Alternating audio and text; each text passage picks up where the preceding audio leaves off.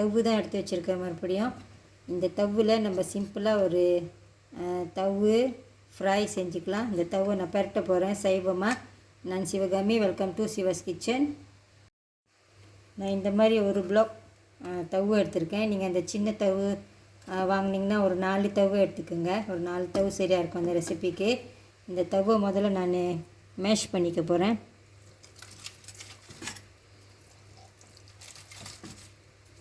நீங்கள் கையிலையும் செஞ்சுக்கலாம்.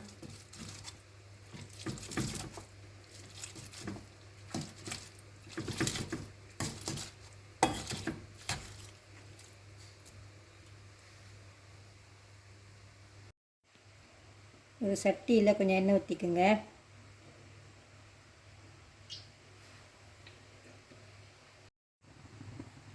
கடுகு கொஞ்சம், இதில் கொஞ்சம் காஞ்ச மிளகா, கொஞ்சமாக இஞ்சி பாருங்கள், சின்ன வெங்காயம், பூண்டு இது எல்லாம் போட்டுக்கலாம்.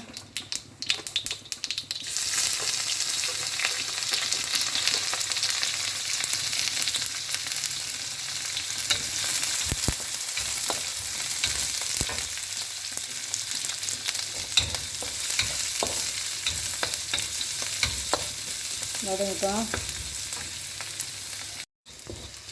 வெங்காயம்லாம் வதங்கிடுச்சு. இந்த தவு இதில் சேர்த்துக்கலாம்.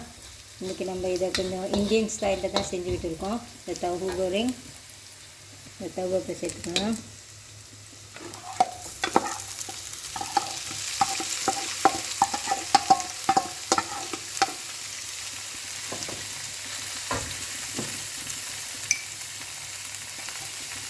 இதை உப்பு,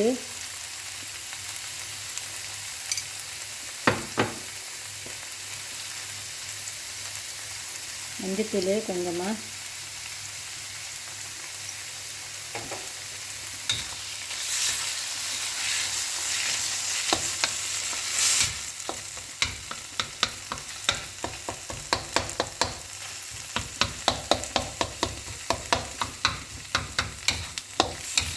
நல்லா மிக்ஸ் பண்ணி விட்டுருங்க.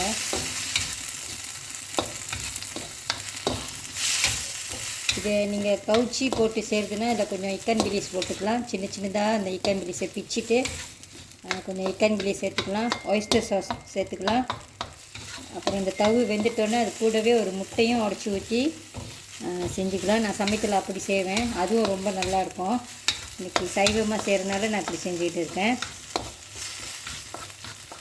நல்லா கொஞ்சம் நேரம் வேகட்டும். தண்ணி வரும் இதில், நல்லா கிண்டி கிண்டி விட்டுருங்க. இந்த தண்ணி இல்லாமல் நல்லா இந்த மாதிரி சமைச்சிக்குங்க. நான் கொஞ்சம் ஒயிட் பெப்பர் பவுடர் போடுறேன்.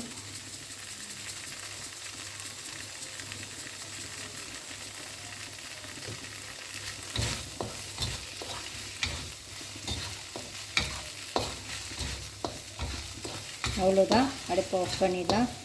ஒரு பவுலில் எடுத்து இப்போ சர்வ் பண்ணலாம்.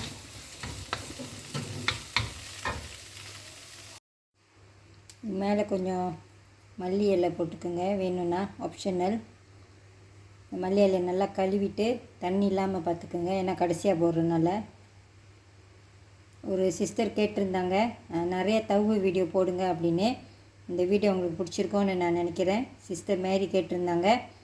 உங்களுக்கும் இந்த வீடியோ பிடிச்சிருந்துச்சின்னா லைக் பண்ணிவிட்டு ஷேர் பண்ணிவிட்டு சிவாஸ் கிச்சன் சேனலுக்கு சப்ஸ்கிரைப் பண்ணிக்கோங்க. தேங்க்யூ ஃபார் வாட்சிங்.